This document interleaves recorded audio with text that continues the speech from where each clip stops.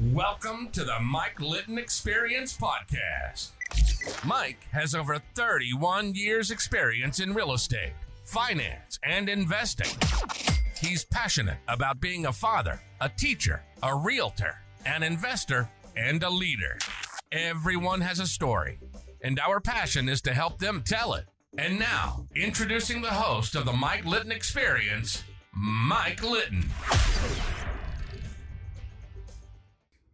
So what can you expect from the Mike Litton Experience? You can expect stories that will inspire, motivate, advice that will sharpen your focus, and expert information on real estate, finance, and market conditions. Mark Victor Hansen, thank you so much for being our guest on the Mike Litton Experience. I'm super excited for our time together. I barely slept last night. I just want you to know, I'm a little starstruck, okay? The best-selling author of nonfiction in the world is on my podcast. I have no idea what I did right to deserve this, but I'm sure I feel blessed, and I'm so thankful that you're here. So with your permission, just like we talked about before we hit record, everybody has a story, and our passion is to help them tell it. So with your permission, we're going to start with where you were born, go up to today, and then we want to talk about this new book you have out called Ask, with an exclamation point. Thanks for being here, bud. My great pleasure. You've just got the right energy. What it says is you're supposed to go from glory to glory, and you look up glory, it means two things. It means radiance, and we're talking about spiritual, energetic soul radiance, which is what I wrote about in the Chicken Soup of the Soul books with Jack, and I'm the seminal writer. It's a big word. Anyhow, and the other thing is splendor, and you're supposed to have a splendiferous life. And you can tell by the countenance of your energy. And one more thing, I know I'm judging you, and I'm not, it's your show and I'm judging you, but everybody listening around the world in 60 countries is going to get it. Ladies and gentlemen, because some of you are watching, a lot of you are listening by phone, and some of you don't have video maybe, but this guy, Ralph Waldo Emerson, who is 5 generations back from my great teacher in graduate school, said, who you are speaks so loudly I can't hear what you're saying. And you can feel a person's life force energy. This guy's got great life force energy. Thank you, sir. That's what I want you all to know, even before we start. So we were friends that just never met until this. And I'm going to hitchhike one other thing with your permission. A lot of the people, like I wrote 1 Minute Millionaire, and I've been on so many podcasts where the guy said, or let me just do the lady. Adlai Kinsman said, I wanted to go on her podcast because she's the only one with 1 billion views. And I can't get to her. And I say I'm never more than 2 calls away from anyone I want to get with because I'm the world's best-selling author, right? Big deal, right?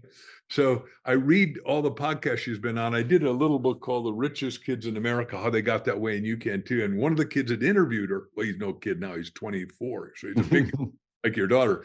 Anyhow, and I said, you got Adlai's number, give it to me. He texts her and says, Adlai, this guy wants to talk to you. She writes back within a nanosecond and said, you made me rich. I was the number one, I was Miss Tennessee. I was a top country singer, and lawyers stole all my money, all my name, all my fame, all the stuff I'd written. All of a sudden I read your 1 Minute Millionaire, and you're talking about your friend Nora Roberts, who has 4 pseudonyms because she's like you. She writes too fast. Yeah. She writes a book almost every other week and has J.D. Robb as Nora Roberts and everything. And said, I never thought I could do a pseudonym. I didn't even know what a pseudonym was. And I got a new name. And now I'm, making 8 figures a year because of you, because of your book, 1 Minute Millionaire. I go, this is so cool. I'm meeting people that I couldn't meet if I didn't do books. Everybody ought to do their book because it'll get you a new fan club, a new friend club, a new life, and a new life force energy. Yeah, you wrote a book called You've Got a Book in You. Exactly. I love it. That's awesome. That's awesome. Yeah. Well, thank you, sir. I'm humbled. I'm absolutely humbled. Thank you. So let's start with where you were born. I was born in a little city called Waukegan, Illinois. It's a little Danish place. I mean, growing up, my parents, mom and dad, were both from Denmark, came out during the war because my uncle created a black band where we talked the Jews into Denmark during World War II. And then Uncle Sven gave my dad $100 and a passport and said, you're out of here. I'll kiss both cheeks. You're never going to see your big brother 14 years older again because Hitler wants to kill me and you. So you're out of here. Gets you with no English, ends up, he knew the trade of a baker already because you apprenticed in 4th grade. and was really good at it. And I thought everybody was Danish with blonde hair once when I had it and blue eyes. And it was really great. It was a great place to grow up, but it was a labor city. And my dad said, well, you're going to do this. And the whole school system's metal shop, wood shop, and all that. And I said, Dad, I don't know what a white glove guy is, but I'm pretty sure I'm one. He said, you figure it out, kid, then, because I want to have you take over the bakery. I said, look, my brothers and I, none of us did that. We all have done exceedingly well. But I said, Dad, you've given us a good mind and a good start. And he came to my seminars in the old days, and he'd tell everybody, that's my boy. Yeah. And just Oh, couldn't how believe cool. that I could, it was beyond great. And then my mom died. I'm going too far, I think, but I took him on a free trip to first class to Hawaii, where he always wanted to go and could never afford it. He didn't have any money. And he said, are you sure you can do this? I said, Dad, I'm already a multimillionaire. You don't have to worry. The trip's paid for, and you're going to have a good time. And we got with one of my friends over there who's old money and had no husband left. And we were out playing chicken in the Pacific Ocean. And I'd never fought my dad because he was big and strong, carried around 200-pound bags of flour. And we're playing chicken in the ocean. He is really strong, and you just don't mess with the old man. I always thought you shouldn't, but then I really found out. Did I go too far in that? No, you're fine. You're fine. You're doing great. He's Yeah, old well, Danish strong, right? You just don't mess with that. Yeah, so he was a real Viking strong, right? So you were born in Waukegan. Did you grow up there? Yeah, I spent the first 18 years there, and then went to Southern Illinois University, where I almost failed out the first quarter because I thought you were supposed to party. And the dean says, you don't really want to be here, do you? I said, I'm paying my own way. I think I do want to be here. So then I got straight A's in graduate school and all that stuff, and got with the smartest guy on the planet, Bucky Fuller, who is Einstein's best student, arguably, with lots of inventions, 40 books. And he and I traveled with him for 7 years trying to say, how do I, because he wanted to make the world work for 100% of humanity. And he said, I want the young world to really catch this, that we can all be physically, economically, spiritually alive and well and healthy and complete. And it was no philosophy that I'd grown up with, that there's fundamental abundance available for the first time because of technology, which is exactly where we are 50 years, 60 years later, right? We have technology that we're going to press a button, have robotics, have AI, AG, some of you don't know these words, artificial intelligence, which isn't artificial, it's just computer intelligence. But let me talk to that. What Bucky taught me, which I meditated on before, like you stayed up, I stay up thinking about what I want to share. Bucky said, you got brain, but that's just imploded, all the stuff you learn in school. But you got mind, which can think. It's got intuition. It's got imagination. It's got reasoning. It's got 7 powers. But the point is, mind power is what we need now. We got a lot, and not behind power. We need, right? A lot of people have good brain input, but they're not using their mind, where you abstract it, or you do in the Bible, you'd call it an exegesis. You read it, but then you figure out, what does it mean to me? What does it mean to the whole world? And how do I execute it and make it work? Exactly. Yeah. And that's a big, big thing, right? What you let in, you're to blame for. Right? Well, I've never heard it said that way. I hope you put that in your book. That's a great It's going line. In the book, baby. It's going in the book. Yeah, because what happens is what you put in is either an eye opener or an eye blinder. Exactly. It's either going to be something that's going to be positive, or it's something that's going to be negative. And if you put something positive in there, if you feed your mind and you feed your soul, right, you can come up with things you would never dream of. But you have to get in that place. And the only way you get in that place is you make sure that you monitor and govern what you let in. So when I'm bankrupt and upside down back in 1974, I was reading all the bad news fit to print, and because most news is bad news, right? Yeah. I'm talking about normal media. If it bleeds, it leads, right? Yeah, exactly. Yeah. Great line. And I immediately shut that off. Only listen to audio tapes. Now I'm older than you, so the first tape recorders were this big. I mean, I'm literally, they were 1.5 feet long, and I'm driving around this beat up old Volkswagen like this with this tape recorder, and I listened to one tape 287 times. You're either the creature, circumstance, or the creator. Yeah. And I thought, man, I created this bankruptcy, so I can create it and I can recreate it. And what is it that I want now? What is it I want 5 years? And I'm going to live to be 127 with options for renewal, because you're into biography. Right. Genesis 3:6 says your minimum 120 years. What did most people do? They got everyone was dying when my dad was born at 47 years old, and I did a book with Art Linkletter, and then suddenly we had a Social Security was 65 because they weren't going to pay. There's no money. Right. And I teach any question you ask, a goal you set, you're going to get, because the size of your question determines the size of your result. I'm going to live to 65 or 70 because I'm going to rip off Social Security and they're going to pay me for having worked so hard. No, you're never supposed to quit on you. That's what, when you and I, before we started, we're saying, look, if you're going to have possession of yourself, sovereignty of yourself, decide what are the magnificent things you want to do during your lifetime. And look, I got another 50 years minimum with options for renewal of what I want to do. And it's all in writing. You know, everyone ought to have their own little journal, whatever you call it. Mine, I wrote there, bursting with big, life-changing, brilliant ideas, because I don't want little crappy ideas, because you're going to be here. You're going to look back and you're either going to be full of regard for, whoa, that really worked, or regret. What the heck was I thinking? Exactly. No, I totally agree. What was your favorite thing about growing up in Waukegan? Because my parents were immigrants at such a young age, they didn't have books. We didn't have any books in my house. So I'm 16 years old, and my high school teacher, this guy was a thespian. He was interesting. He knew everything. He knew politics, and he'd come in, and he was as big as I am now, 6'4", and he'd always have great clothes, and he'd be shaking his change in his hand, and he'd slam down his desk and say, okay, last night you read Shakespeare. How does that relate to what Walter Cronkite said about JFK? I thought, Marcus, tell us.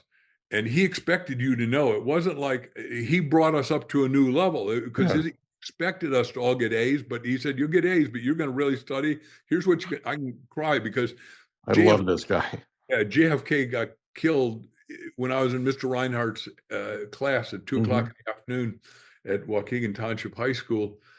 And he said, call your parents, you're not going home. The hell kind of parents that? Our teachers did tell our parents we're not coming home. He said, we're going to talk about JFK until we're done. Yeah. Holy cow, because he made us read Camelot. We knew what Camelot was. We all had to go to the play Camelot in Chicago, which is like a schlep, an hour and a half drive away, right? And it was like such an extraordinary experience, because here this guy is saying you're going to do it. And then he'd have us come over to his house and do stuff that no one's would have you do. And when I got there, his wife said, look, Mark, and I had a little rock group by that time. I had the Messengers, which my wife says prophetic of what's going to happen in your life. And some nights making more in a night than my dad made in a year. But she said, Ellen, his wife said, Johnny, Mr. Reinhardt to you kids, but would have books on the ceiling. If the ceiling would only hold him, that's how much he loves it. And he would let us go with him to the bookstore, and he'd say, if you haven't read this, you better read that. And you go, this is what we're talking about here is you be a great, inspiring teacher. And one of the books we're doing now is a guy who wants to have high-performing grandparents. And we think grandparents need to be more intimate intellectually and spiritually and emotionally to their kids. And as you know, I got 6 grandkids, but we think before the game's over, because they're still young, that we'll have 12, and we're elated about that. And we have grandparents' night where they sleep over, we got a big house, and they get to stay with just us and tell us what's happening and not happening. Yeah. So what are those conversations like with your grandkids on the sleepovers? So we got a 12-year-old who last year was president of a student class with 800 little girls going, and I didn't help him write his speech. He just knows that it's important to be a great communicator. It's important to be a great reader and thinker. And he's an honor student and gifted, of course, and we love him. But they go, Everett. So Everett, I say, Everett, Grampy goal setting is goal getting. What do you want to be? And never thinking he'd have an answer. Right. He does 100 3-pointers a day. So basketball is his avocation. I've taken him to the Harlem Globetrotters and the Suns games and all that. Beautiful. Appearance and all that, because we're a little affluent. So we can do that kind of stuff. And that's why you got to have money freedom so you can do all the other freedoms, which we can talk about later if you want. Anyhow, he says, well, Grampy, at 18, I'm going to make $30 million a year being a Phoenix Sun. I said, right, cool. What then? He said, then I'm going to manage them. Not thinking he'd have another answer. I said, then what? He said, then I'm going to buy them. I said, boy, do you know what that costs? He said, $4.8 billion is what they just paid. I said, I'm not helping you with that. He said, oh, well, I have money, Grandpa. You don't have to worry. He probably will. He makes $1,000 a month house guarding his neighbor. He lives in a good neighborhood here in Arizona, but takes $20 to water the plants, take out the dog, make sure the place didn't get robbed, and all the neighbors want him, right? And he still grades and still does his basketball and all that. It just so in answer to your question is that but I can tell you that one about every one of the kids, and I know what they're thinking, and they write me letters, and I say, look, the stuff you can't ask your parents, you can ask me. Yeah. I'm not always going to have the answer, but I'll do the best I can. And if I don't know, then we go to the real boss. She knows everything. Right. Exactly. Right. She's right down the hall. She goes by Mimi in this family, but ask Grammy Mimi. So she'll answer anything. Right. So the reason I asked is I believe you're an example. Thank you. And I wanted to acknowledge you for it. I appreciate that. You care enough about your grandkids to ask. Yeah. And I believe there are more grandparents and parents, mind you, that need to do that. One of the things that you don't know is my father's 81st birthday is today. Happy birthday, to your dad. Yeah, Larry's his name. He's a great guy. So one of the things that has happened in this podcast, and we're at episode 318, as I mentioned to you before we started, is we're having an ongoing conversation. Sort of the thread is the power of questions and how that affects leadership. And specifically, we talk about parenting a lot, and I believe that is sacred leadership. And I want people to understand that parents need to ask. And I want you to know this. I prepared a little bit for this interview, and I listened to a YouTube interview that you did on a podcast.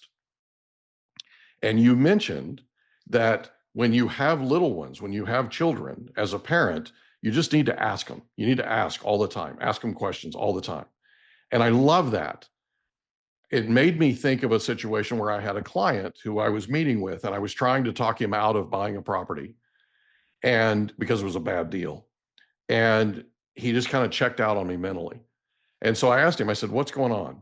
And he said, well, you know, our firstborn is like 1. And I said, yeah. And he said, I'm worried about him. We just made an appointment for him to be evaluated on the autism spectrum next week. And I said, okay, that's not the same kid that's been riding around in your car. And when I'm on the phone with you, he talks baby talk because he wants to be in the conversation worse than you and I do. I literally would have conversations with him, Mark, over the speakerphone. You can't understand a thing he's saying, but I would ask him questions, right? And he'd answer me. And I said, how long has it been since he spoke? He said, 2 months. I said, okay. When you go home, what do you do? He said, I grab him, I pick him up, I kiss him, I hug him, and tell him I love him. And I said, what else do you do? He said, I talk to him. I said, okay, stop doing that. He said, which part? And I said, stop talking to him. Start asking him questions. He can't answer, but he's programmed to answer. He wants to, I promise you. Ask him questions that you know he can't answer, but just questions. How was your day? How did you do with mama? Did you take good care of mama? Did you go to see the birds? Okay. Did you enjoy the sunshine? Okay. Ask him. So what does he do when he wants something? He said he points and he grunts. And I said, get together with mom, because he's got you trained, and tell mom that we're going to make him tell us what that is before we get it for him. He's going to cry, and mama's going to be upset if you don't get on the same page with her. Okay. And she's going to be mad at me, which I can't take. Okay. Right. So I said, make sure you're on the same page, because you know this with your firstborn, they'll act like they're going to whimper, not even cry. And you'll be Superman. You'll be, scaling tall buildings in a single bound, right? With your cape on, trying to get to whatever it is so they won't cry. Okay. They have you trained. So 3 days later, I called him and I said, hey, how's it going? He said, well, we canceled the appointment. And I said, why is that? And he said, we can't get him to shut up. Mark, he was dying to talk. He just needed somebody to ask him. That's what I think is so unbelievably incredible about what you're doing with your grandkids. I love the fact that as a grandparent, you're engaged with them and you care enough to ask. Too many grandparents don't. I mean, they spoil their grandkids, and they fill them with sugar and they send them back to their parents, right? But see, I believe parents need to do that too. Right. When a teenager says talk to the hand, we call it the Heisman, okay? When a teenager says talk to the hand, they're literally screaming out for you to love them more, right? And care more about them and stand your ground and show them how Absolutely. much you love, okay? Because if you're the parent and they do this, you just throw up your hands and say whatever and walk out the door, you just lost big. Okay. I believe you have to stand your ground and you have to ask them, why are you putting your hand? Why are you doing this? What is it about today that made you decide that you had to do this in our relationship? Talk to me. What are you feeling? What's going on with you? Okay. You have to keep asking. And if it doesn't work one way, you ask a different way. But you have to get past that, I believe, as a parent, to effectively parent a kid that's become a teenager. Being a teenager is tough, right? I'm actually working with a 14-year-old right now who lost his dad at 52 3 months ago. Sorry. He is in an academy. He is miserable. He's called the police twice on his parents and his uncle. His mom and his uncle. This kid is just so unbelievably bottled up. Nobody's ever asked him anything. They've always just ordered him around. I'm in there asking him questions and I'm connecting with him. Okay. I'm pulling him out. I'm getting this stuff out of him, but it's only because I'm asking him. You with me? Totally, 100%. Every I kid just, needs I just feel like it's so important that we talk about it. Anyway, I wanted to acknowledge you for it because I believe that you're an amazing grandparent and I love the leader that you are. And I love the fact that you wrote this book called Ask that we're going to talk about in a little while. By the way, just a real quick factoid. Do you know there's a very, very successful businessman who's not with us anymore, unfortunately, whose father was a baker? Who's in? He owned the San Diego Chargers. Really? He owned the San Diego Chargers. Alex Spanos. Oh, Spanos was best friends with one of my heroes, Bob Hope. Yeah. So Alex Spanos, well, he met Conrad Hilton through Bob Hope. That's how he ended up buying the Conrad Hilton owned the Chargers at the time. Wow. Isn't that wild? Is Spanos still alive? No, he passed away a few years ago. He and his wife Faye both passed away in the same year. But I read his biography, right? And Dude, me too. I've read 6,000 biographies. They're all yeah, here. it's called Share the Wealth for anybody that's listening. If they want to listen, if they want to get it, but it's amazing, absolutely amazing. Anyway, so I just wanted to throw that out there. So you're in great stead, right? You're in great hands. So you go in high school. I think I know the answer to this, but in high school you had a favorite teacher, Mr. Reinhardt, right? Who's famous now, right? Because I mean, you talk about him all the time. Was he your English teacher? Yeah. Was English your favorite subject? It became my favorite because if you got a great and inspiring teacher, every subject has a great and inspiring teacher. And what I learned from him is then when I went to the university, I audited all the classes. Yeah. The great teacher, because there were 7 people. We were at a big school with 64,000 people. So there are a lot of classes in history, but there's one guy or lady that was great, or French, or whatever the language, whatever I had to take.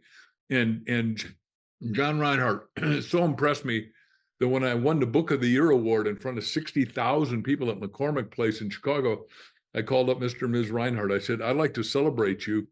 And I introduced them to the crowd, saying it's because of them that I became an addicted, omnivorous reader.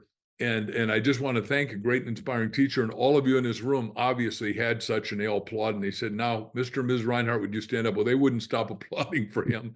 And they all got pictures with him, which is okay with me. I just thought it was so exciting. What a great moment. He deserved it. He deserved it. By the way, he affected me, but he affected, I think, everyone in my class. And I mean, if they were here, they would all tell you the same thing, I think.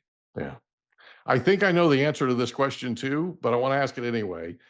Growing up, who was the most influential person to you?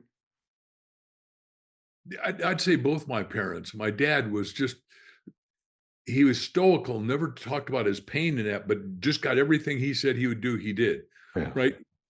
Under the limitations of what he had available, because he didn't he didn't have available the kind of reading that I've had. He didn't have available my friend Charlie Tremendous Jones used to say, you're going to be the same person you are today 5 years from now, except for the books you read, the people you meet, and the tapes you listen to. Well, Dad didn't have that. I mean, he had a newspaper, which he couldn't read very well, and National Geographic, where he said, someday I'd like to travel, son. And then my mom was just, she really took care of, I've got, there are 4 boys, and Dad, that's taking care of 5 pieces of giant testosterone is a tough job for any mother, but she was just superb to us. Oh, that's awesome. At some point, you decide to go to Southern Illinois University. What made you decide to go there? And what's the single most important thing that you learned? I'd like to do number 2 is more important than why I went there. I looked at 8 universities and I was accepted at all 8 because by the time I'm graduating high school, I was doing really well thanks to a lot of things, Reinhardt particularly. But getting with Buckminster Fuller, what happened is I was going to be a doctor of physiology because the head of physiology was the head of NASA's program physiology, a lovely guy, Alfred Richardson, who did what you and I would agree. He talked to students and asked them, but he said, students first, faculty second, administration never. And I'd never heard that kind of thing before. And I go over and learn from him and just sit it. I don't know. He never had time, but he always had time for students. So I was one of the few students who would sit in his, and one day I go there and he says, you got to go hear the smartest guy in the world that's working in NASA. We fly from here, Carbondale, Illinois, down to Houston all the time together. And you got to go meet this guy. And he's talking to 5,000 students at the convention center. We had convocation every week and it was mandatory and really good because the president was so good, Delight Morris of our school, to make sure that you broad spectrum got to hear everybody from a general talk about baby birthing to Dr. Spock, a baby doctor, talking about the war. So we got the full mind. And then later on, the president sent me to all of Asia where we taught teachers to teach. And you'll like this as an interviewer. When I got to Vietnam and I'm flying out every day with Westmoreland in a plane and going like this and bullets going by, I got to be interviewed by Newsweek, Time, and New York Times. And the 3 guys were just a little older than I was. And they said, look, there's only 3 stories here. We just changed the names. There's only who's having sex, what drugs or alcohol are they doing, or who's stealing money. That's all the storylines. And I went, it's that simple? He said, it's that simple. And I've never forgotten that. So, the university, I got Alfred Richardson to finish that story, said, we'll go see Bucky Fuller. Bucky Fuller starts talking. You know the term sophomoric, what means, I'm a sophomore and I know everything, right? Yeah. But Bucky comes out and says, we're going to talk about synergetic energetic geometry, cosmology, epistemology. I'd never heard one of the 10 words. I went, holy cow. I go to his office, begged him to let me work with him, and he did. And he totally changed my thinking of I wrote down because like Elon Musk got hit with somebody like that at Stanford, he wrote his 5 life goals. I wrote down 10 goals because Bucky said, you got to have giant goals that are impossible to achieve during your lifetime. And I, house humanity expeditiously and omniconsiderately. And I wrote down feed on fed humanity. And I'm part of all these kind of programs now that you could never, there's no way for a little 21 or 22-year-old kid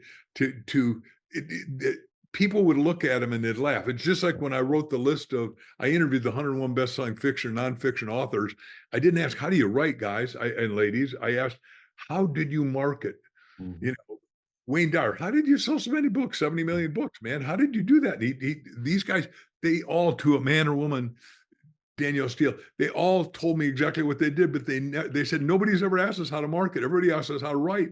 Yeah. I said, I wouldn't be here if I didn't think I could write. Now, I probably could. I write pretty well now at 77 maybe, but I didn't write that well at the beginning, but people still bought it. So I'm very thankful. So Danielle Steele is one of my mother's favorite authors. Yeah, she's great. She's formulaic though. Yeah. Yeah. Every story is going to have, and by the way, they've been made movies and she's got 8 kids and I've been by her house. I've never been in her house, but when we were in San Francisco, we went up to, the hill that she owns the top of, and she owns all the parking spaces on the hill. You learn all these crazy things that you go, wow, that's amazing. That's so cool. So after Southern Illinois University, where do you go? Well, SIU gets blown up during Kent State because they're blowing up universities, which is like dumbass squared. And so I went to Colorado, And because I already had a master's degree, I'm teaching at University of Colorado, but I'm also building a dome business, and I'm also teaching at a place called, because I was a little addicted to having fun and working hard. We started a company called Triadome, which we were building out at Boulder Valley Institute. This really rich oil baron bought this 80 acres in Longmont, California, just like 20 minutes out of Boulder, Colorado. And we were just going crazy and having the greatest fun with all the students and teaching them and building stuff. And then I get merged that company into a New York company and blow that out. That's what went bankrupt, because I was building out of PVC at exactly the wrong time, plastic. Yeah. And he said, we can write checks how big your banks will bounce. And it was my best, worst experience. I went bankrupt so fast, Mike, I had to go to the biggest library in the world, New York Public Library. I check a book on how to go bankrupt by yourself. And the bankruptcy courts in the Eastern District of Long Island at that time took everything from you. So, and I don't think that's a good idea, but that's what they used to do.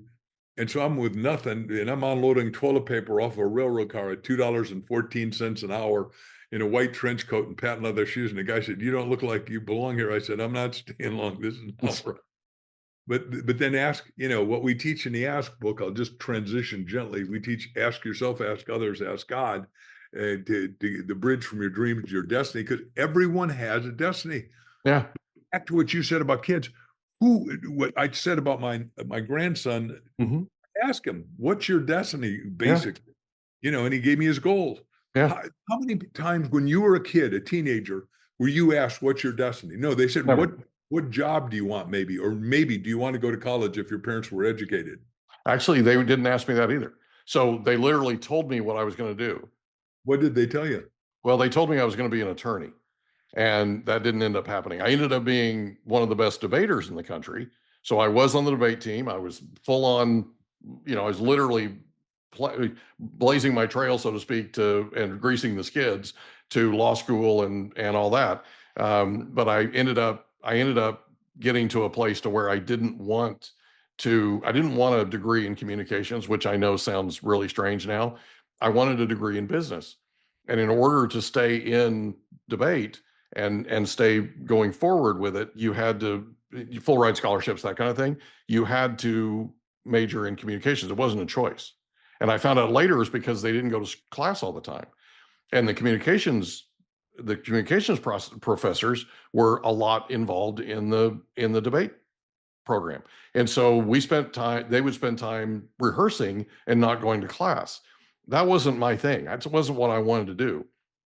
And so I ended up choosing to bow out of debate and just stay in business school. So, and then, life got in the way, and there you go. But they never really asked me. So that's sort of where I'm going with this, is this power of questions thing and the idea of ask.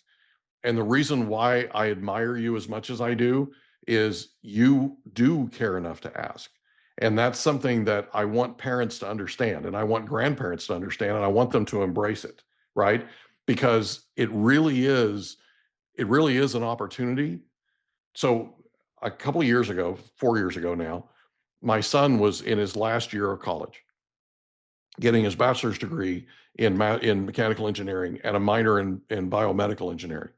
And I asked him about the minor, and he said, "Well, Dad," he said, "I want what I do for a living to help people." I mean, what a sweetheart. This kid is just amazing, right? He's 26, okay? He's in his senior year. We go up to him because my mother had a conversation with him, and she thought he sounded homesick. So we brought home to him because he wasn't going to be able to come home for summer break because he had an internship. So we go up, and I said, "Michael, I'd like to take you to breakfast." So I take him to breakfast, just he and I. And we sat down, and I said, "Listen, I've been wanting to ask you this, but if there were no limitations, money was not an object, perfect world, what would you do after you graduated from college?" He said, "I'd invest." He said, "I'd invest in real estate with you."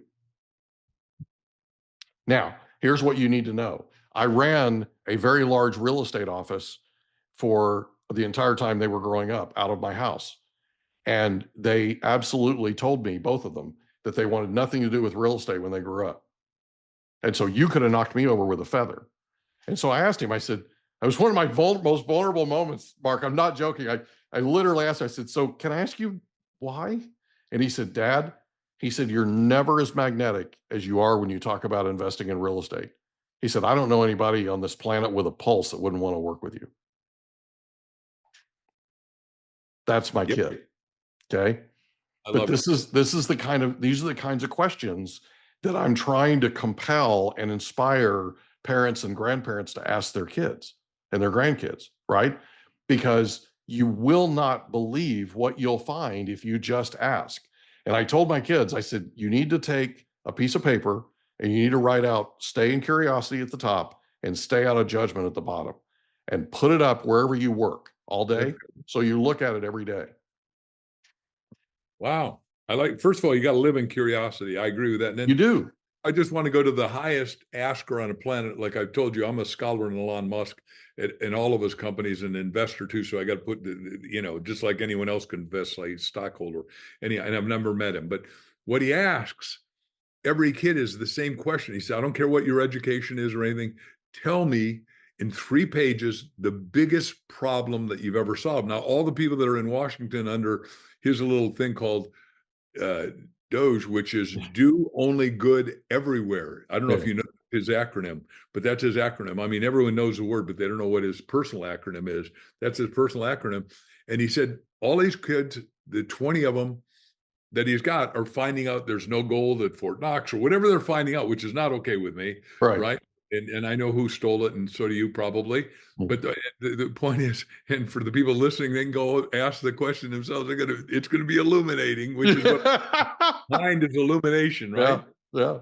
And realization is. Remember, I said there's 7 parts to it, but I just want to open up loops and then close them before we're done in 6 or 8 hours.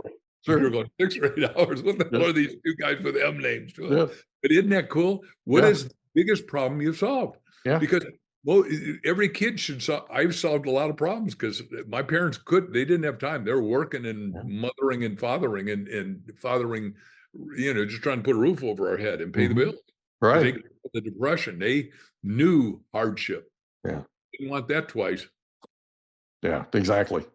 So one of the things that I told him was, I said, listen, put it up in front of where you work, stay in curiosity, stay out of judgment. Okay. Because, and this 14-year-old kid that I'm working with, Mark, I told him, I said, it doesn't matter what you tell me.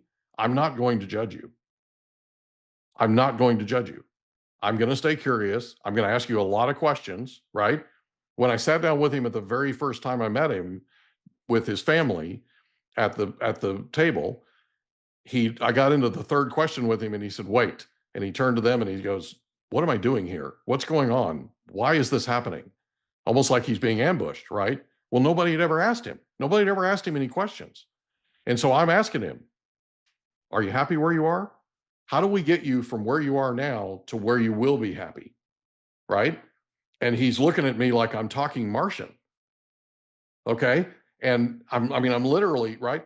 And now this kid is putting together a plan, literally in writing, that he's going to propose to his mother, present to his mother, about how he gets from here, where he's unhappy, where he is now, to where he's going to be happy. Okay. But we're pulling it out of him. You got to talk with your kids. You got to ask, right? And the best way to do it is to just ask them questions and listen to what they say. See, today, I think conversation for young people today is I'm talking and you're listening, but you're thinking about what you're going to say next. That's a debate. A conversation is I'm talking, you're listening, or you're talking and I'm listening to what it is that you're saying. And I may ask you about what you just said, right? That's a conversation. That's active listening. Anyway. I want to help you with your book just because you're flashing it so well. I think you need to do questions at every age group, whether it's 3 to 5 years old, 13 to 15, each one of those. Because just a simple one, like, are you happy? Like, I'm really happy doing this interview with you. I'm happy to know that this interview is going to be long-lived. In the book business, it's called a long tail. Yeah. Back to my 1 Minute Millionaire, somebody in France just bought it for a whole lot of thing. And I go, gosh, that's 20 years. What the heck are you doing buying it now? It should have been French 20 years ago, but irrelevant. The point is, my agent wrote us and I said, yeah, sell it immediately. Yeah. I thought it was already in French. I didn't know. That's awesome. Life is all about questions, because one of the questions was, I wanted to educate uneducated humanity, my 10 goals, right? Mhm. And we couldn't do it before. Yeah. But let me tell you how it comes in based on your curiosity. I told you that The Chosen has now been bought. I don't know why my phone's ringing. I got it totally off. I apologize. Anyhow, they is the Chosen, which is now been bought by Prime, has had the guys with Hobby Lobby who did Museum of the Bible, Yeah. the Greens, who we just had dinner with a little bit ago. They've done a thing called comeandsee.net, where they're taking that movie and they're putting it in 600 languages that are available for the first time thanks to AI. Well, of course, I talked to them about, can we do that with our books? Because I want, back to like the John Reinhardt model, Mhm. I want everybody everywhere to have it. Now you say, well, isn't that available? And it's, I go, I apologize. Isn't that available? No, it's not, because I'm with 8 houses because I've been profoundly prolific, right? Mhm. Random House, all the big houses, and they're all really good to me. I'm not complaining, but they think 17% of the world population, 8 billion people, is good. I said, no, no, no. I want books available to 8 billion people. I don't care that they speak Hindi or Telugu or Kannadese or languages you never heard of. That is all irrelevant to me. Yeah. Yeah, exactly. I love it. That's cool. So after Southern Illinois University, Right. you go to Boulder and you're teaching at University of Colorado, and you Right. get into the dome business. And this is the business that you end up losing to bankruptcy. Right. You mentioned that you're building domes. Can you talk about that for a second? What specifically was it that you were, I mean, they're domes, but what were you doing with them? Were they a new way of building houses? Yeah. Oh, the phone, I promise you, is totally dead and off. So somehow my computer's ringing. I can't tell you what's happening. Anyhow, we built the Wall Street Racquet Club. We did botanical gardens, aviaries. We did houses, and those were made out of wood. And we were just having the most spectacular success. I Yeah. mean, remember, I'm 26 or 27 years old, and I'm eating at top of the sixes in New York and the top of the World Trade Center on top of the world, and just I think I've arrived, and all of a sudden one day the oil embargo hits, and I'm buying from a company I didn't like then, I don't like now, called Monsanto, and we're $40,000 a month just of one product called plastic, Yeah. PC, and they said, you're not big enough, and I go, big enough for what? Because it didn't dawn on me that the oil embargo was going to stop them from serving me. First of Right. all, we never had any oil shortage, as you know. Right. The current president said we got more liquid gold in the ground and just opened up 650 million acres to drill, baby, drill. So Mhm. I'm really keen on that, because energy determines the future. And we live in the headquarters here in Arizona of the data mining, because we got lots of water. We're in the desert with unlimited water, unlimited sunshine. So Taiwanese Semiconductor, NVIDIA, everybody is coming here. So I'm in heaven again, with just because I'm interviewing all these people for my books and the books they're going to write with my company, Mark Victor Hansen Library.com. We're in the most exciting time in history under one circumstance, if you're awake. Yeah. Getting bankrupt depressed me for a while, but then luckily the stuff that we ultimately wrote the Ask book with, Ask Yourself, Ask Others, Ask God, I'm sleeping out in a sleeping bag in front of another guy's room in Hicksville, Long Island, New York. So you can see I was no longer styling and profiling. Everything had been taken from me, and I'm upside down looking up, trying to touch bottom. And I say to the guys, I pray to God, and I ask God, what do you want me to do? And God doesn't answer straight up. He says, what do you want to do? Back to what you do with every kid you ask. Yeah. I want to talk to people that care about things that matter, that would make a life transformative difference. Next morning at breakfast with my 3 roommates, I say, you guys know somebody young, not a cotton top of white hair like me, not a Broadway star because we're in New York, not a celebrity, not a doctor, not a lawyer, but somebody speaking and making a living. And they said, yeah, this kid's 10 or 20 years older than you, but he's out here in Hauppauge. Here's my ticket in real estate. You go hear Chip Collins, which he only worked the New York thing. Barbara Corcoran was one of his best friends, and he made her a billionaire and all that. I went and heard him. Remember, interest rate in 74 is 18%. Yeah. So Yeah. Really high. Yeah. No kidding. right. And he comes into a despondent, disconsolate, depressed audience, and in 3 hours, he wowed them. I go up to him, and this is hard to believe for some of your listeners, but there's no such thing as a microphone or a lavalier yet. Mhm. They didn't exist in 74, which is, today they're ubiquitous, just like cell phones. What do you mean you had a phone connected to the wall, Mike? Are you nuts? You didn't know any better? You With a could have really long cord. right. and then you'd trip on it. I remember Right. those days. Anyhow, Right. and they'd go to the kitchen with it and every other place. Anyhow, Yeah. so I go up to him at the end, and his voice is all burned out, hoarse. I said, Chip, I want to take you to lunch. I'd like to ask you to lunch. What do you want, kid? I said, I want to do it. I'm sorry, I don't have a gravelly voice. I said, I want to do what you do. He said, you don't want to do this, kid. Go and get a real job. I said, let me determine. Anyhow, he told me, I asked, and he said, look, stay out of real estate because I own this market in 5 boroughs of New York. I'll teach you how to do it and stay out of my market. Do life insurance. It's a bottomless pit. Well, I knock on 10 doors. The 10th guy at 6:30 at night, I'm parked my little beat up Volkswagen 2 blocks away, is a lovely guy. There's nobody in the office except him. And I knew he owned the place because his Cadillac was sitting out in front. That's a big car at that age. Anyhow, it was just beyond exciting.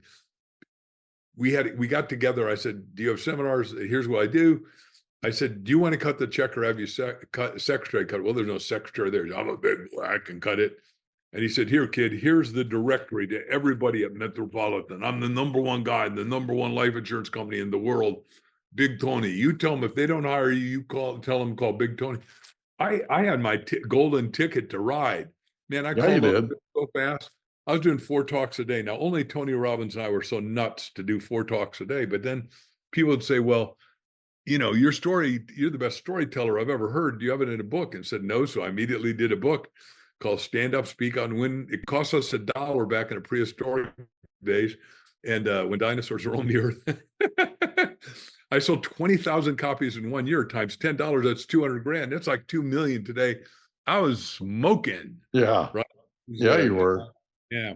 We had a ball. I probably over answered your question. I hope You're doing great. You're doing great. What's the single most important thing you learned from the bankruptcy?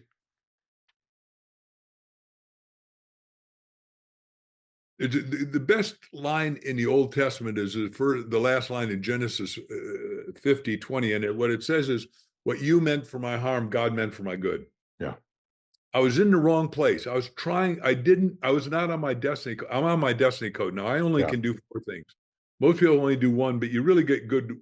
I'm a serial entrepreneur, but I got really good at speaking and won a lot of awards, made a lot of money. Then I became really good at the book business, outselling everybody. And the reason 144 people turned down Mark and Jack is Mark's fault. I wrote this wow of a business plan after I interviewed everybody, but the top line was a killer.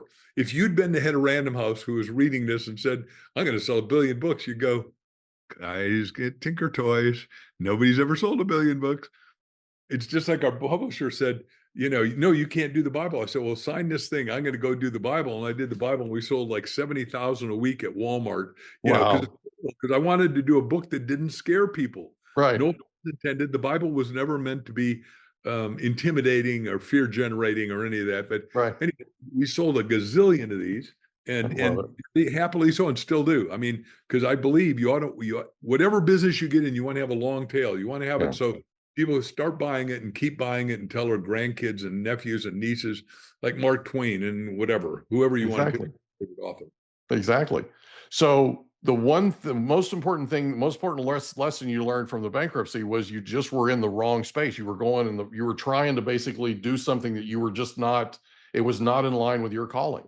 No, I was trying to be Bucky Fuller rather than be Mark Victor Hansen. Right. I really am good at speaking and writing, now at book publishing. And then I own a couple of businesses like New Common.net that are going to change people. So everybody has a sleep problem, and we do vibration. The top neuroscientists in the world, Jim Poole and I are best friends. I'll send you a link to the video, and you want to do an interview with him too. I've done an interview with him. He's been on our podcast. Oh, Jim has. Okay. Jim has been on our podcast. I'm actually I'm a New Calm proponent, and I use it. I just used it last night. I slept 9 hours. And I was having the toughest time sleeping. I was getting maybe 5-6 hours if I was lucky. I slept 9 hours last night. I'm averaging 8.5 a night. Absolutely incredible. Yeah. Okay. So let's talk about the serial entrepreneurship, not parallel. They do it in sequence because I'm well connected. So these guys say, we need you to do this, and I can't. In your business, we've started a company. I'm an owner with Brandon Barnum called HOA.com, which everybody has trouble with homeowner. So what we're doing is we're doing Uber for homeowners, where we get to judge the association and they get to judge us. Yeah. Because I own a lot of real estate in the 6 states, I think it is right now. That changes once in a while. We sell and buy stuff and move stuff and land too. So, but one of our homeowner associations wasn't doing well, and I called up Brent. And I said, "We got to excommunicate these guys. I'm voting against them because they're not calling us back after 3 days. We got somebody that doesn't have water turned on. Now, it doesn't sound like a big deal, but you can't turn it on without the HOA working. Yeah. Well, somebody at the HOA, I don't care if they're sick. If they're sick, they ought to have somebody else, right? And they get to judge the client, because I want to know the client that's going to steal, that's going to wreck the place, it's going to, you know all the problems that can go wrong in real estate like I do. And I should say that's one of our other art forms, but we're good at it and we love it. And the other thing, let's do that art form. Remember, one of my goals was house on house humanity. Back to Alon, he is making houses called tiny houses with his robots called Optimus, which is, he said, we'll do 100,000 this year, 1 million and 10 million and 100 million. Everyone will have one at $10,000 each within 5 years. He's going to build the houses for all the people that got burned out north of you in California. 60 square miles of burned out, which was not an accident. It was just terrible, tragic, horrific leadership that deserves to go to prison. Yeah, no, I totally agree with that. So you're asking about the HOA. The biggest thing with HOAs is, and it's not the HOA, it's the management company that you're talking about, right? The HOA management companies are going through a real issue right now, and it's been building for years. But basically, homeowners don't want to pay more for homeowners association dues. Bingo. But they want the same services that they got before, and it's not less expensive now to do business. So HOA management companies need to get to a place to where they learn efficiencies.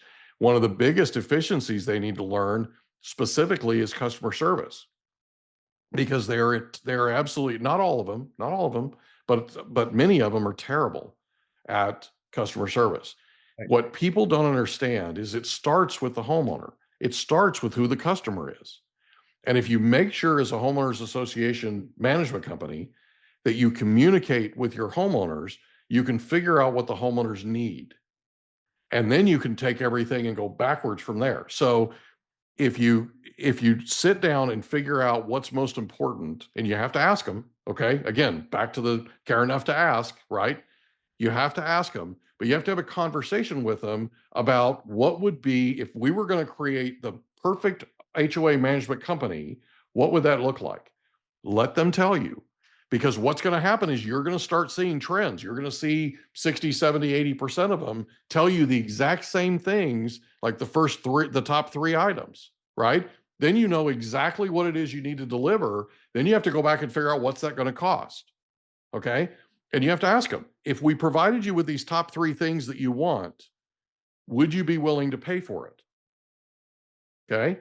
And as an HOA management company, you have to be really good at costing things. You have to figure out how to budget, and you have to figure out how to efficiently deliver items that nobody else can really deliver for that number. Does that make sense?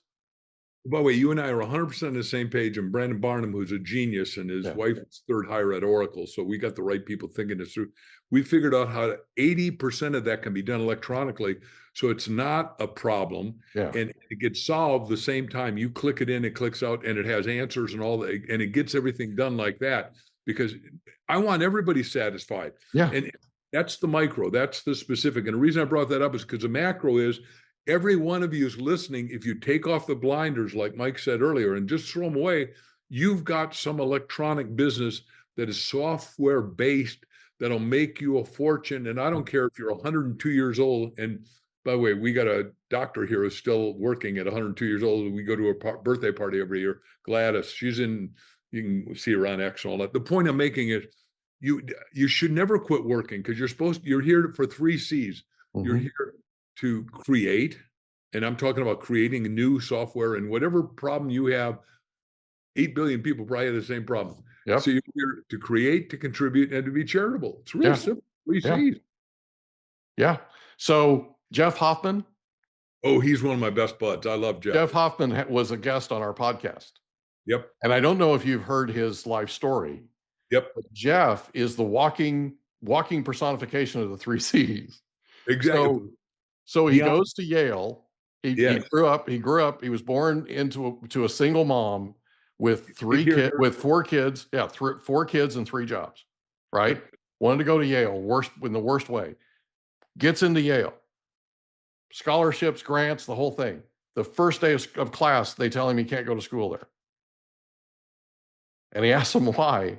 And they said, because there's still a balance. Even after all the grants and all the financial aid, everything that you put together, there's still a balance on your account. So he has two options. One is he can run back home to mama in Arizona where you live, right? Or he can stay and he can figure it out. He moves into the basement of Yale University and starts a software company. Never written a line of code in his life, okay? Starts a software company and uses that software company to pay for his 4-year education at Yale University. There's one more point. What an amazing story. It is a great, true. You got everything right. And one more point that I want to make sure you get, and that is the president calls him in the office and says, you can't do that. He says, wait a second, I'm a business major. Yeah. You want me to go out and make money later? And I've got 20 people that are making more than living wages that all can afford to pay your ridiculous fees. Yeah. And one other guy from Yale we got to talk about, and that is, I'll help you get on, is Dr. Ben Carson. He's one of our closest. Oh, I love Ben Carson. Horatio. Here's the best thing. Ben did 15,000 pediatric neurosurgeries. No kids died. But the best thing is mother was totally illiterate and used to grade his papers and make go to the library and get 2 things. And he didn't know she couldn't read. But at 89 years old, she just got her PhD that Ben paid for with his wife. Sweet. I love that. I mean, that's why I love your show, because you're willing to do the stories that nobody is willing to do, because that isn't news. It isn't. Well, I love people. I know you can't tell because I hide it well, but I love people and I love their stories. You know, I love to hear where they came from, right? Like you've mentioned Elon Musk. I don't know if you've read his biography that Walter Isaacson wrote. What a story. Oh my goodness gracious. And the thing that I love the most about Elon Musk is how much he reminds me of my granddad. Yeah. My granddad had an 8th grade education. And the man was an American success story. He went from being a sharecropper to being a millionaire. He was an American success story in oil. He was an oil man, right? The way he became an oil man was he was a farmer that owned a piece of land that had 11 oil wells on it. And this oil company comes to him and says, listen, we have to give you notice as courtesy. We're not going to be servicing these wells anymore. So we're going to cap them. We're going to pull all the pumping units off of the tank batteries and all that. And you're going to basically be able to farm the service roads and everything, right? We just wanted to let you know. And my grandfather said, well, why are you pulling the pumping units off? Why are you not servicing them? He says, well, we've grown so big that they don't produce enough for me. Well, what do they produce? So the gentleman tells him. And he says, well, what if I bought the mineral rights and the equipment from you, right? And you didn't have to take it off. What would that'd save you money? What would that cost? And he said, I don't know. So he goes back to corporate, comes back, gives my grandfather a number, and my grandfather paid it. Good for him. Buys the equipment and literally owned it for like 50 years. Okay. And so he made millions, literally made millions, and he had an 8th grade education. But this was a man that people would seek out to find out what he thought the oil market would do, or what he thought the cattle market would do, that kind of thing. He was an expert in what he did, right? The thing about it was my grandfather is somebody that just figured it out. It didn't matter what the situation was. It didn't matter what the challenge was or what happened. He just figured out how to make it work, right? Literally figured out how to make it work. And that was one of the things that I love, the fact that he always thought about things in terms of how can I, right? It's about the questions you ask yourself. If you ask yourself better questions, you're going to get better answers. Guaranteed. So let's do 2 subpoints. Number 1, he became an expert. Number 2, he figured it out. Every one of us is here to become an expert at something. Absolutely. That's what your destiny is. And the way to get to that is the question: before you go to sleep at night, 101 times you push back, the dog's not barking, the wife's not talking, the spouse isn't, kids aren't crying. And you say 101 times, what's your destiny for me? What's my destiny? In the first person, or if you're Godful, you say, God, what is your destiny for me? What is my destiny, God? What is my destiny? Some iteration of that question. Right. And in the middle of the night, you're going to wake up. You had better have an ink pen ready and turn on a light or walk out of the room and leave your spouse asleep and write it down. Now, we did that to find the title for Chicken Soup. When Jack and I sat at my house, my jacuzzi, we wrote 134 titles.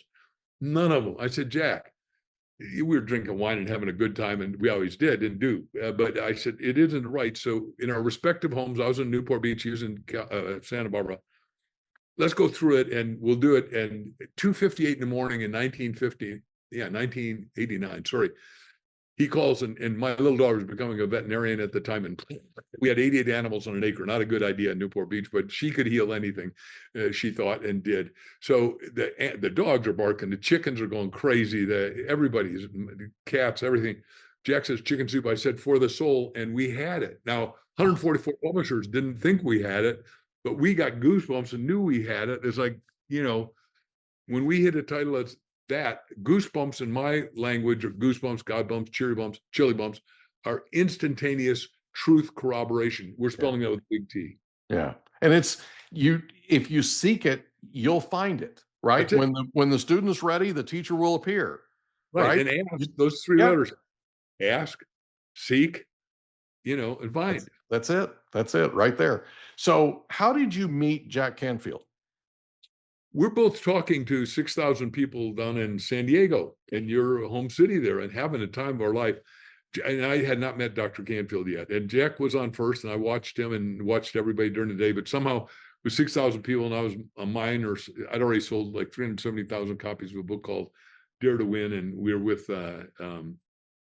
Hay House, and we're just, all of us were, the speakers were all there.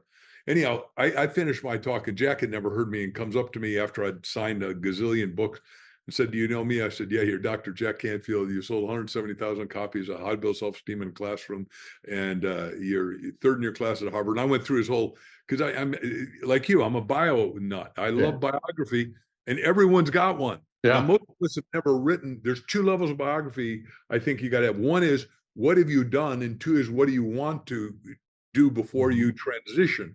Yeah. Right. Most people never do number one, much less number two. Yeah. Right. And I totally agree. What? I totally agree. Yeah. So we had a Vulcan mind meld like that. And then we decided to do the book, and we're both, I was on the board of Inside Edge at that time. And I said, I want you to come on the board with Wayne Dyer and Deepak Chopra and all of us. And then one morning at breakfast, he came with the 65 stories I'd written. And he said, I want to do a book. And I said, you can't do it. I wrote them. I own the copyright on all that stuff, unless you do it with me. And I thought, well, what a cool idea. I didn't go to Harvard. I couldn't, in undergraduate, I didn't even try to go to Harvard. I don't think I could have gotten in. Later on, they want me to teach there. And I got invited by the guy who wrote Who Moved My Cheese, Dr. Spencer Hansen. And I said, what do you pay? He said, 60. I said, you mean a month? He said, no, a year. I said, my overhead starts at $2 million just for that. I had 397 staff. I said, I run a $100 million company. I said, I said, what do I get? He said, prestige. I said, my staff can't eat prestige. and while very hard to cash prestige checks. Yeah, maybe next lifetime you'll get paid. Yeah. Where's the landlord that'll rent space to you for prestige? Right? I don't know him or her. If you need to take an office, no, I don't want an office again. I've had that, done that, been there. And we're in heaven. I mean, my wife and I doing exactly what we want, with whom we want, doing interviews with great people like you, having a ball. Thank you, sir. And the beneficiary of what we're doing today is not you and not me. Yeah. It's people that are listening, because they're going to go, wait a second. These guys said you should study biographies because you're going to get new models in your head. You're going to be able to think thoughts you hadn't thought, but you've got to have a foundation in your brain so you can go into the illumination, revelation part of asking. And you got to ask God, you got to ask others, and then ask yourself. Yeah. And in any one of those sequences you want. But if you've forgotten to ask God, you've cheated yourself. Yeah. God owns the whole show. There's no question in my mind who created this. I can't create a lump of dirt, much less a star in the sky. I sort of understand it, but not enough to do a 15 billion-year-old program, right? Pretty cool program. Pretty crazy. So You met your wife Yes. a few years ago. Yeah. How did you meet her? So I'm doing a talk called Author 101 Mhm. in LA, and the place is packed. And I see this. Remember, I said you can see somebody's aura if you start getting into the sort of it's called esoteric or metaphysical stuff. But remember, the top of physics is metaphysics. There's Mhm. metaphysics figures out physics, not the other way around. Right. And so I saw her just as a sunbeam sitting in the audience, but she's sitting with some guy. So there's a guy backstage. I said, "Do you know that woman?" He said, "Yeah, yeah. She's divorced a while." And I said, "Well, good. I'm divorced. That's perfect." Anyhow, that night we're at the VIP room, and people paid like $500 extra to get to hang with all the greats that are there, the top agents and everything. And she'd just written her first book and was the top hypnotherapist here in Arizona at that time, and a couple other things, nutrition and all that good stuff. Anyhow, she is over pitching her book and everything, and I've got an entourage asking me a question. Well, we've met a lady from El Salvador, because people from around the world come to these seminars, and it's Mhm. great fun. That's the beauty of the business we're in today. It is literally a world business. For Yeah. those out there that want to come into either Zoom podcasts like you, or writing books like I do, or speaking, it is now a world game. I mean, I've talked in 80 countries. Anyhow, lady wipes out a glass of red wine. And my wife wasn't at that time drinking. She had on white pants, went all over her pants, and it just destroyed a very expensive outfit. And I immediately broke out of the crowd, and I go over and I grab her hand. I say, "I think I know where." This is a hotel I work at all the time and rent myself for my seminars. I said, "I know where the kitchen is. I know Where the where." club soda is? Exactly correct. Yeah. You're so.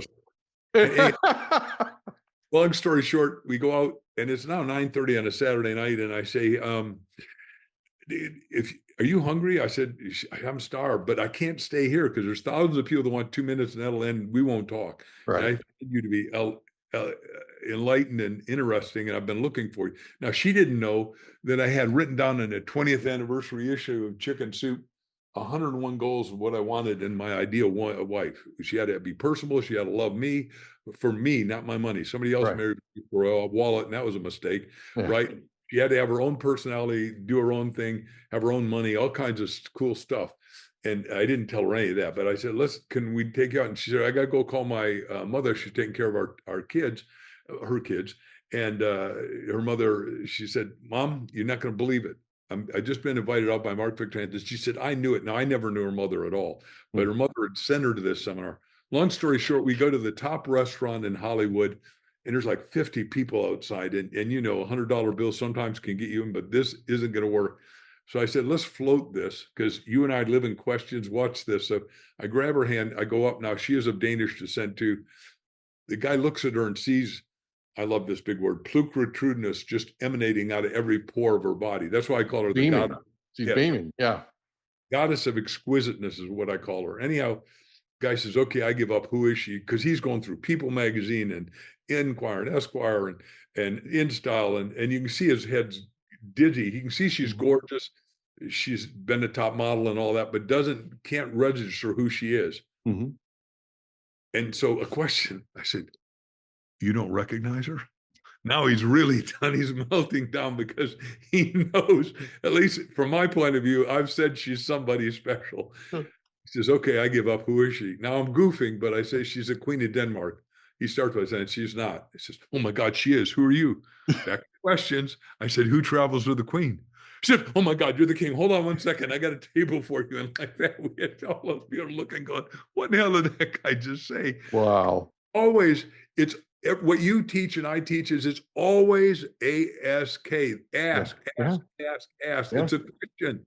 The Yeah. question determines the answer. The answer Yeah. I wanted was I wanted to be with her alone at a private table, never thinking I could pull this off.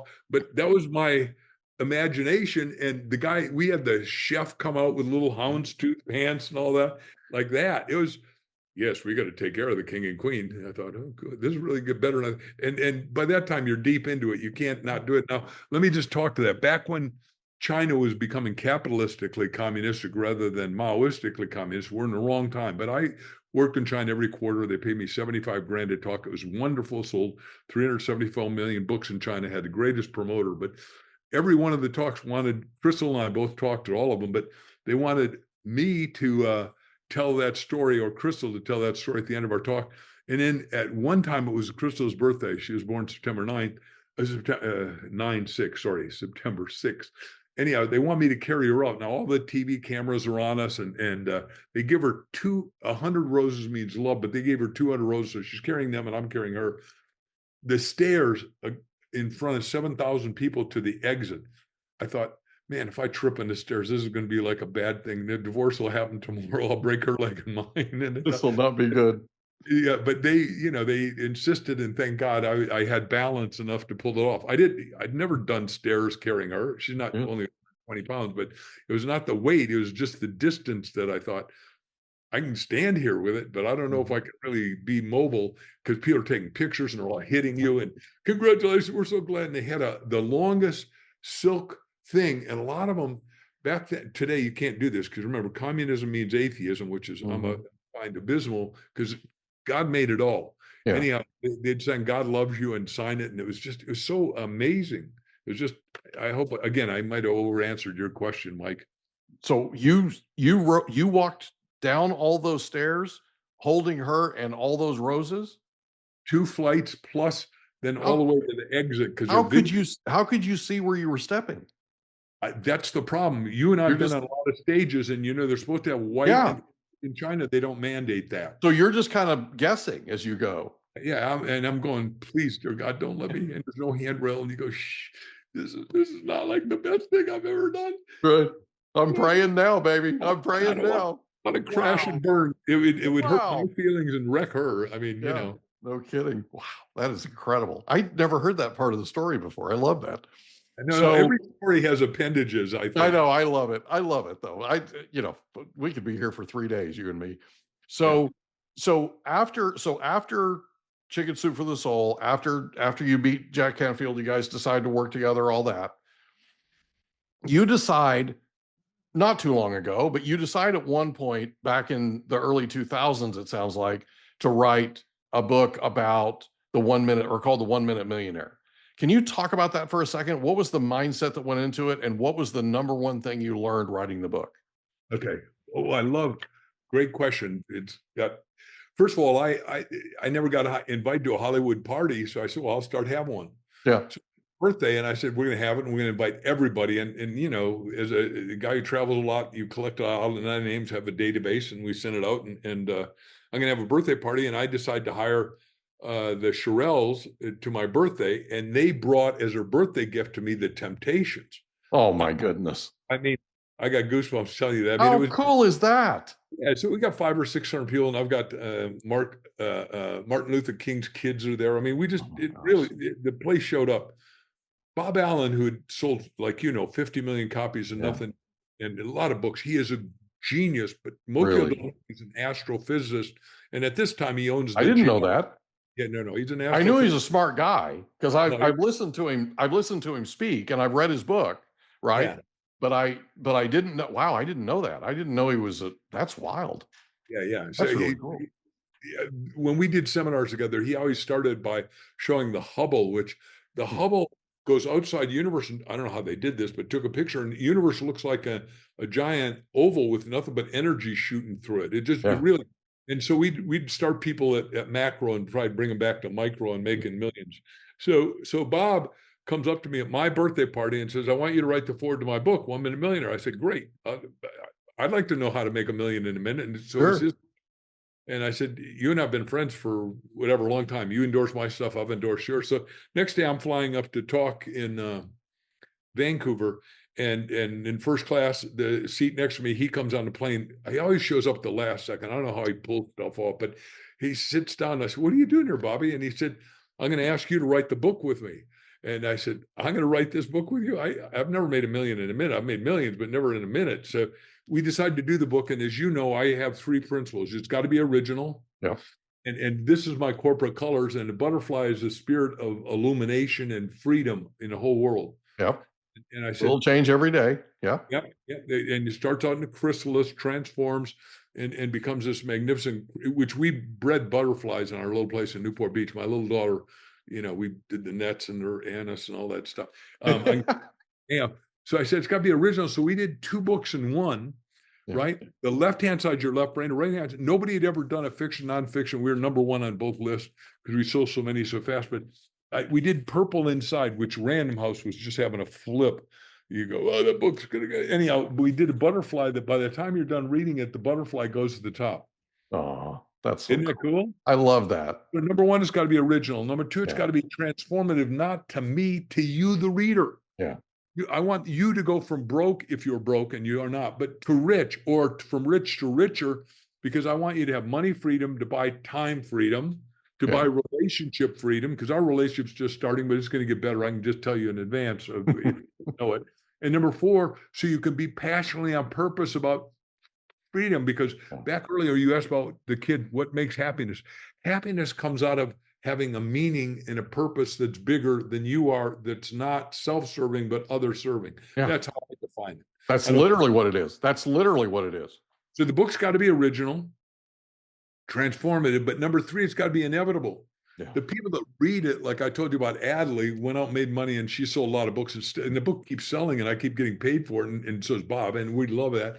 But I'm on a podcast in England with the biggest guy there. We got to get you on his podcast, Rob Moore. And Rob's had everybody on. Jordan Peterson, who just moved here to Arizona and is now becoming our good friend and all that. Anyhow, so he says, you goal shamed me. I said, have I ever met you? He said, yeah, you talk 7,000 people here in London, and you said you got to have at least 101 goals. And when you get one of them in purple, you write down victory. You never cross it out. And my teacher said, you have 5 goals, and I hit 90%, 4 out of 5. And now you got 101. But because you told me to do bigger than I've ever thought I could do, I made 30 million last year. I said, oh, okay. I'm glad I goal shamed you. That works. That's a magic formula, baby.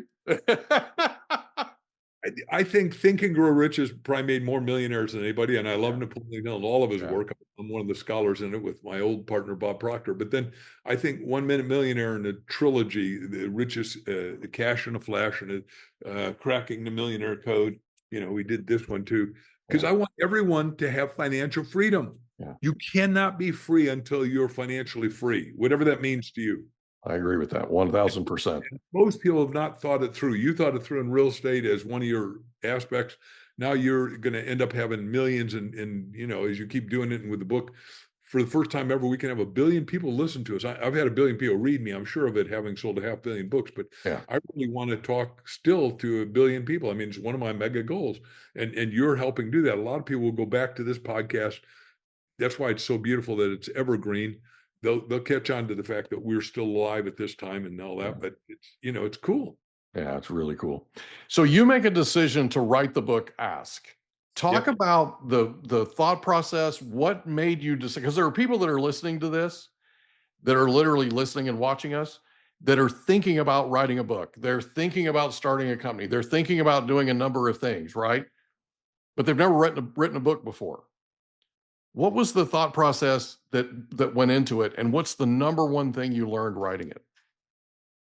Yeah, I want to go first to them helping write a book, because the richest place in the world is a graveyard. Yeah. It's got the best inventions. It's got the best businesses, the best books, the best songs, all unsung, all undone.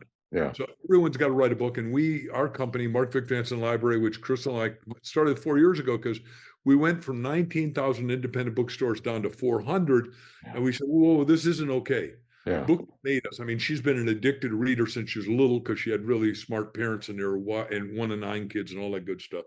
Anyhow, so Crystal and I are seeing the bookstores die because of COVID. And we said, wait a second, we got to do something about this. So we said, well, we'll start our own publishing company, and we'll take people's impact stories and bring them to life. Yeah, that's so cool. I get called by the guy, John Paul DeJoria. Do you know that name? Mm-hmm. Yeah, Paul Mitchell. Yeah, you're going to have him on your show. So have Love you it. had him? Love it. Well, he and I have been friends 35 years. We both won the Horatio Alger Award in the Supreme Court, and you get a gold medal from Judge Clarence Thomas for coming from rags to riches and being excessively philanthropic. But here's a guy who he gets home, he's door knocking, selling Encyclopedia Britannica, and it wasn't a good day. And his wife's coming down the stairs, said, throw me the keys to the car. you'll see the note on the baby. I'm out of here. I need the car. Anyhow, he gets up there and says, "You'll never see me again. I've taken the car. I've emptied the bank accounts and credit cards. I'm done with you." And the baby's 4 years old. He's only 21. So you can see he's scared to play. And so he immediately has a motorcycle, knows a biker, and goes up to Griffith Park in California. I'm sure you've been there in LA. And they feed the kid. The biker mom say, "We'll take care of little John Anthony, who now runs that company. And we'll have you keep making money for a while." Just a miracle story. Anyhow, starts Paul Mitchell. Now it's 37,000 beauty salons in 103 countries. It's got a 365-year written plan for the company, just killing it, doing such good stuff. Yeah. His book is called Success Without Sharing is Failure. He's down in Barbuda. The hurricane wiped it out. He said, somebody's got to do something. I'm somebody. I'm rich. I'll do it. Buys the island, gets a top ichthyologist, fish doctor to bring back the coral, bring back the the fish, the turtles, and 100% employment. And, just the coolest stuff. Africa and Mali, the king of Africa, who we're helping him. Anyhow, he's like Shaq, right? When I don't get to look up at a lot of people, but Shaq, I get to look up at. So this guy's that big, lovely, lovely man. Yay. And he said, if JP, John Paul DeJoria, ran for president, he'd win. He said, "What do you need?" He said, "We need water. We got no water in Mali." And he pays for, never asked for anything, water, and he's got enough water to grow enough crops. They're feeding 5 countries around. One guy decides to do all that. That's He awesome. lives in one of his 12 houses in Austin, and he sees this woman who's trying to feed everybody. He said, no, I think I can help you. You still run it, but I'll help you. And anyhow, they feed 40,000 people a night in Austin because it's, the attraction of Tesla. Everybody thinks they should work there and don't get a job right away because it takes a while. So he tests all the people, and half of them can get a job, and he gets them to work immediately. And now he's doing a really giant company at 84 years old. And I mean, we're like that. And he's coming here, and he said, "Make sure I get on the best shows." And I said, "Don't worry. I haven't asked. I knew I was coming on your show because we booked this 3 months ago or whenever the heck we booked it." And JP and I talk a lot. So he'll be on your show. Oh, I'd love that. I'd absolutely love that. So let's talk about, go ahead. He's a genius, generous guy. That's all I was saying. Yeah, I can't wait to meet him. And I've been a big fan for years. I'd love to have him on the show. So talk about ask for a second. You ask yourself, talk about that for a second. Talk about how important it is to ask yourself the right questions. So you'd asked another question, a preface to that, and that is, why did we decide to do it? We were asked by an agent who had fired us because we couldn't sell chicken soup. And I'd written a Dare book, and we'd sold a series of 14 and never didn't. But the second one was Dare to Ask, which became Aladdin Factor, which again sold 3.6 or 8 million copies. I don't remember exactly, but a heck of a lot of books. Right. And they came back to us at Penguin Random House. Berkeley was the original one. The companies are all merging, as you know. Oh, yeah.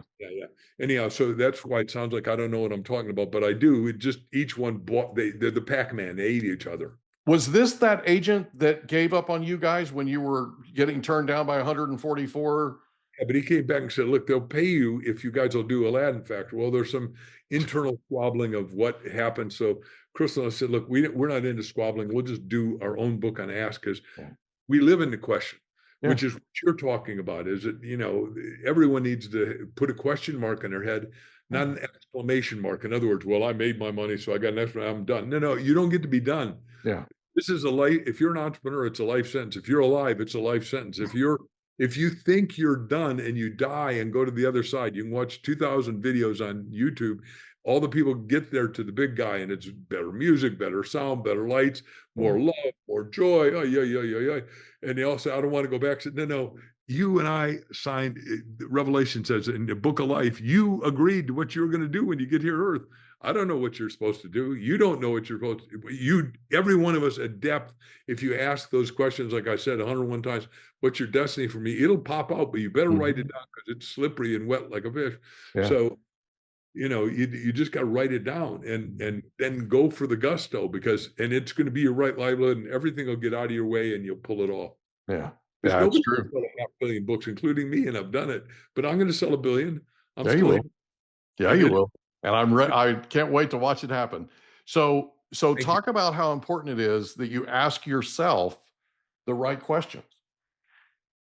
It's everything. I mean, look, my teacher was Einstein. Einstein was my teacher, Bucky's teacher, and then he said the same thing that Alon's saying. Spend more time on the question. If you got to solve a problem, spend 55 minutes, Einstein said, on the question, 5 minutes on the answer. Yeah. 55 minutes on the question, 5 minutes on the answer. And we have that in the book, and we outline it because your mind already knows the answer. You have it. Right Yeah, question. you have it. And that's why Einstein was saying, ask, right? And Yeah. you literally, if you do that, your mind has the answer. It has it. That's what people don't understand. It's there. It's kind of like, and the example I try to use is when you're trying to think of somebody's name and you can't think of it for whatever reason, you're having a mental block, just leave and go drive and think about something else. It'll pop in your mind. Or you'll wake up at 3:00 in the morning and sit straight up in bed and go, Johnson was his name, right? Or whatever the name was. Your mind will continue, if you ask it enough, your mind will continue to work and find the answer. It absolutely will. 100% correct. When I used to be with Bucky and we'd be at the Aspen Design Conference together or something, we'd be walking and he'd say, here's the deal, Mark. You can ask yourself, what kind of tree is that? And you may not know now, but somebody will say that's an aspen tree or a walnut. And I thought, boy, wow, that is wonderful. And he wrote a whole book, which I helped him edit, called Intuition, which is a great book. Mm-hmm.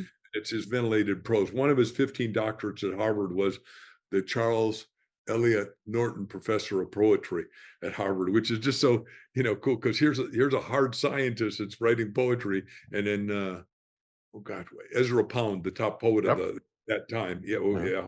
I'm amazed that Ezra Pound. Ezra wrote the whole foreword to the book saying this is one of the greatest thinkers of all times. Yeah. That's so cool. Look, I'm blessed because I said everyone out there, no matter what your age, has got to have great, inspiring teachers, great, inspiring mentors. Like we got somebody who wanted to do a book with us, and the staff said, "Whoa, that's because to do a fiction or nonfiction book with Mark Victor Hansen Library, we ghostwrite it, we pull it out of you, extraordinary stuff." And I would like to talk to that. It costs $29.9, so it's $30,000, and a biography starts at $200,000 because we got to interview 40 or 50 people that are around you, like John Paul DeJoria. You don't become worth $8.5 billion unless there's a lot of people around you doing a lot of stuff. Yeah. And if you've got a story, now his stories happen to all be positive, but we're doing probably the richest guy in Arizona who's going to go unnamed right now because I can't talk about it, but he's doing a $200 billion project right here in Arizona for Taiwan. Giant, and he's going to stay invisible for a little bit longer. But amazing, he's got people that untick because he can get deals that nobody else gets. Yeah. He didn't want it public because other people would start to go for the deals. Yeah. Right? I taught a lot of people to do that, so I learned my lesson. Yeah, I understand. So, how important is it that you ask God? Totally, because God is all. Like my wife, I start every morning, minimum 20 minutes, because sometimes we don't have more than that. But if we got a little freedom, we go to a whole hour where we do the deep breathing, right? And inhale for 8, hold for, inhale for 9, hold for 9, exhale for 9, nothing in the air for 9, start again, do it minimum 3 times. So you get into elevated state of consciousness, listen to music like on Newcom, Rescue, and then, or you can go listen but pick high vibration music. That's the critical thing. Nothing dissonant, right? Like my friend, Dr. Steve Halpern says. And then we go into that and we literally ask ourselves questions or tell ourselves what we're going to, accomplish, why we want, how we're going to create massive value for whatever it is that we happen to be doing. Like fixing up our own house or fixing up one of our rentals or whatever it is, or writing a book or solving the problems. Because we got people right now in the government that are doing books with us that are going to solve some problems that most people don't even know exist. And we're doing those books. And then let me do the other side, because somebody else, the government decides that this great medical doctor up in Montana, the top pain doctor, they go after him for using stuff that they told him he could use. And so he comes to me and says, I want to out all of them. I said, not with my company or not. I said, what we'll do is a fiction book. He said, why? I said, when you were in high school, you read The Animal Farm, right? And you remember the main line is all animals are equal? Yeah. Some are more than others, which is socialism, right? So he says, what do you tell me? I said, we did it. And the book's in our book. If you go to Mark Victor Hansen library.com, it says Dr. Bison. So we have a bison solving all the problem and all the problems that come at him, but we never name the people so they can't sue him and they can't sue me. Right. You're protected. It'll be a great movie down the line, but so we're solving problems. Some of them have to be fictionalized, intentional, and because it's the only way you can pull it off. And I believe then the other thing you didn't ask is that everyone's got sequels and prequels in them. You got to get the first one out, and then we can get all the rest out. Yeah. So what's the single most important thing people will learn reading Ask? How to become what we call a master asker. Yeah. And we do that free. We did videos called go to askthebookclub.com. Well, I hope I'm giving you the right URL. We got so many URLs in my head. Anyhow, I'm going to have you send me the links and we'll put it in the description for the episode so people can just click and go. Because everybody out there deserves to become a master asker. Yeah. It is one of the principles that Christ gave us. And before that, Moses gave us, before that, and in Solomon, everybody's done the same principle, but I don't care who you just feed from, whether you're in a Jewish model, a Christian model, a Hindu model, the model all comes back to you've got to master asking to illuminate your life. Yeah, no, I totally agree. And if you look at anybody's life who has succeeded at a very, very high level, and you really, really dig, right? You really get down to the nitty-gritty. What you're going to find is they were willing to ask. They were willing to ask for help. They were willing to ask for advice. They were willing to ask for mentorship. They were willing to ask. You met the love of your life because you were willing to ask, right? You look at your life and look at all the things that you've accomplished. You were willing to ask. Jack Canfield, right? The whole thing, all of it. It literally comes down to the power of questions, and you have to care enough to ask, and you'll get there. You'll absolutely get there. So one of the things that we talk about a lot is leadership. And one of the things that I try to explain to people is when you have a leader who walks into a room and orders people around, I need you to do this, this, and this, and I need it yesterday. And then they turn around and they walk out the door. That person has massive insecurity. Massive. They have massive insecurity versus the person that walks in and says, you know what? We need to do these three things. We need to get from here to here. You're on the firing line every day. You're the one that's making this company successful. How do you think we get there from here to here? What do you think is the best way? Great. How can you help us get there? Okay. And if you're a real leader, Mark, you're literally sitting there taking notes while they're talking because you're validating them. You're validating. So one last thing. Do you know who Scott Mann is? Sure. Okay.